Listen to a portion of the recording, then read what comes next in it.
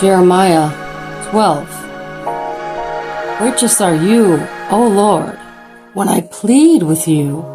Yet, let me talk with you about your judgments. Why? Why does the way of the wicked prosper? Why are those so happy who deal so treacherously? You have planted them, yes, they have taken root. They grow, yes, they even bear fruit. You are near in their mouth or on their lips, but far from their mind. They don't think about you. But you, O Lord, know me. You have seen me, and you have tested my heart towards you.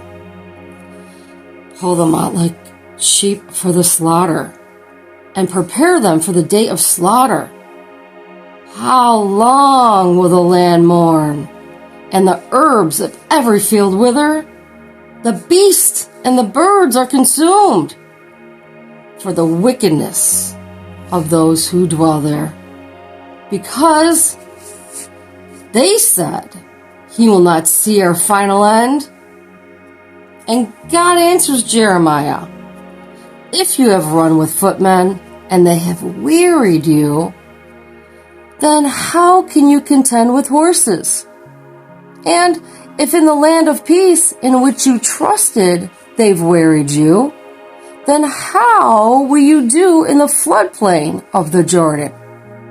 For even your brothers, yes, that's right, the house of your father and your sisters have dealt treacherously with you.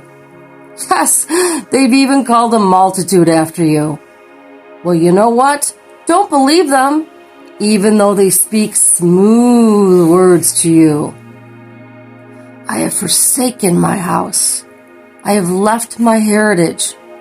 I have given the dearly beloved of my soul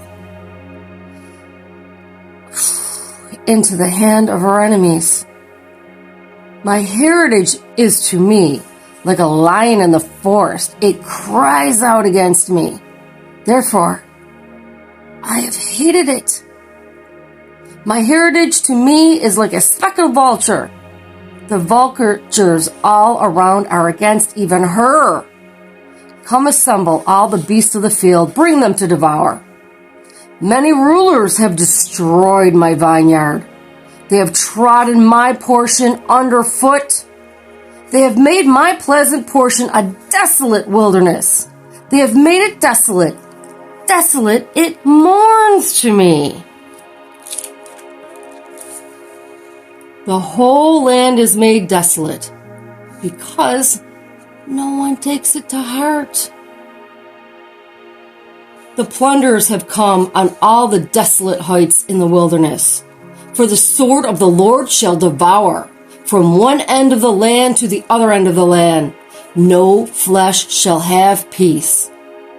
They have sown wheat, yes, but reaped thorns. They have put themselves to pain, but do not profit. But be ashamed of your harvest because of the fierce anger of the Lord. Thus says the Lord, against all my evil neighbors who touch the inheritance which I have caused my people Israel to inherit. Behold, I will pluck them out of their land and pluck out the house of Judah from among them. Then it shall be, after I have plucked them out, that I will return and have compassion on them. He's going to have mercy on them and bring them back, everyone to his heritage and everyone to his land. And it shall be, if they will learn carefully the ways of my people, to swear by my name, as the Lord lives, as they taught my people to swear by evil Baal. Then they shall be established in the midst of my people. And this is a consequence. But if they do not obey, I will utterly pluck up and destroy that nation, says the Lord. Thus said the Lord to me, go and get yourself a linen sash. Put it around your waist, but do not put it in water. So I got a sash, according to the word of the Lord, and put it around my waist. And the word of the Lord came to me the second time, saying, take the sash that you acquired, which is around your waist, and arise, go to the Euphrates, and hide it there in a hole in the rock. So I went, and I hid by the Euphrates as the Lord had commanded me.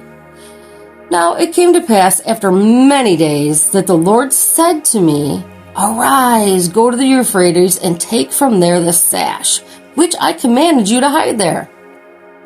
Then I went to the Euphrates and dug, and I took the sash from the place where I had hidden it, and there was the sash ruined. It was profitable for nothing. Then the word of the Lord came to me, saying, thus says the Lord, in this manner I will ruin the pride of Judah and the great pride of Jerusalem. This evil people who refuse to hear my words, who follow the dictates of their own hearts, will walk after other gods, to serve them and worship them, shall be just like the sash, which is profitable for nothing. For as the sash clings to the waist of man, so I have caused, this is the Lord, I have caused, the Lord has caused, the whole house of Israel and the whole house of Judah to cling to me, says the Lord. The word of the Lord also says, draw nigh unto me, and I'll draw nigh unto you, that they may become my people, for renown, for praise, and for glory. But they would not hear. Therefore, you shall speak to them this word. Thus says the Lord God of Israel, every bottle shall be filled with wine, and they will say to you, do we not certainly know that every bottle shall be filled with wine? Then you shall say to them, thus says the Lord, behold, I will fill the inhabitants of this land, even the kings who sit on David's throne, the priests, the prophets, and all the inhabitants of Jerusalem with drunkenness. And I will dash them one against another, even the fathers and the sons together, says the Lord. I will not pity, nor spare, nor have mercy, but will destroy them. And this is all because they will not hear. Therefore, hear and give ear. Do not be proud, for the Lord has spoken. Give glory to the Lord your God before he causes darkness and before your feet stumble on the dark mountains, and while you are looking for light, while it's called today, he turns it into the shadow of death and makes it dense darkness. But if you will not hear it, my soul will weep in secret for your pride. My eyes will weep bitterly and run down with tears, because the Lord's flock has been taken captive. Say to the king and to the queen mother, humble yourselves, sit down, for your rule shall collapse, and the crown of your glory the cities of the south shall shut up, and no one shall open them. Judah shall be carried away captive, all of it. It shall be wholly carried away captive. Lift up your eyes and see those who come from the north, where the flock that was given to you, your beautiful sheep. Where is it? What will you say when he punishes you? For you have taught them to be chieftains, to be heard over you. Will not pangs seize you like a woman in labor? And if you say in your heart, why have these things come upon me? For the greatness of your iniquity, your skirts have been uncovered, your heels made bare. Can the Ethiopian change his skin, or the leopard his spots? Then may you also do good, who are accustomed to do evil. Then may you also do good. Then may you also do good, who are accustomed to do evil. Change your ways. Therefore I will scatter them like stubble that passes away by the wind of the wilderness. This is your lot, the portion of your measures from me, says the Lord, because you have forgotten me and trusted in falsehood. Therefore, I will uncover your skirts over your face, that your shame may appear.